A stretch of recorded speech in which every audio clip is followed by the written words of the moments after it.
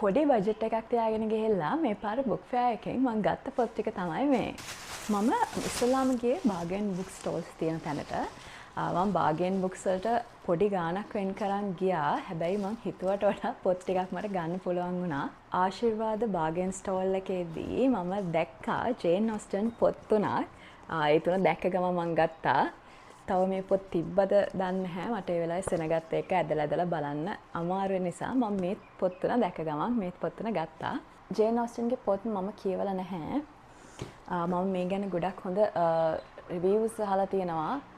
ඒ නිසා මම කොහොමත් මේ පොත් ගන්න හිටියේ. ඉතින් මට මේක බාගන් ස්ටෝල් එකෙන්ම හම්බෙච්ච නිසා මම ඉක්මනට මේ පොත් තුන ගත්තා.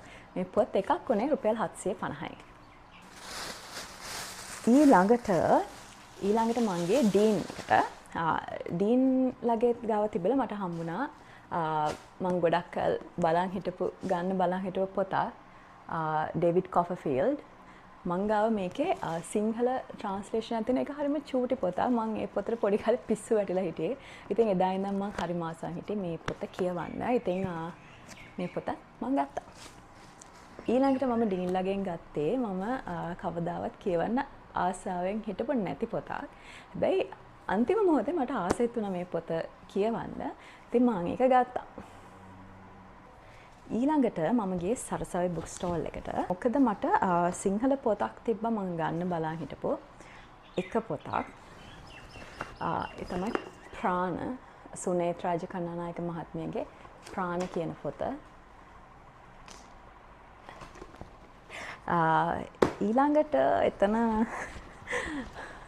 මම දැක්කා ස්වර්ණ පුස්තක මේ අවුරුද්දේ වින් කරපු පොත තියෙනවා පියාසර සමය.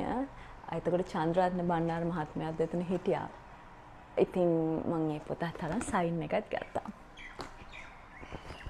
ඊළඟට එතන හිටියා කීර්ති වැලිසරගේ මහත්මයා. ඉතින් එතුමාගේ මේ පොත මට ආසයි තියලා මම ගත්තා.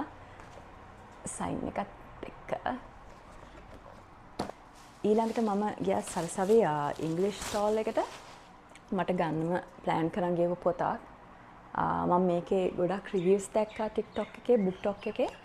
ගොඩක් ඉමෝෂනල් පොතක් කියලා තියෙනවා. ඒ වගේම මම දැකපු විදිහට හොඳ රිවිව්ස් තියෙන පොතක්. ඉතින් මම ඒකත් ගත්තා.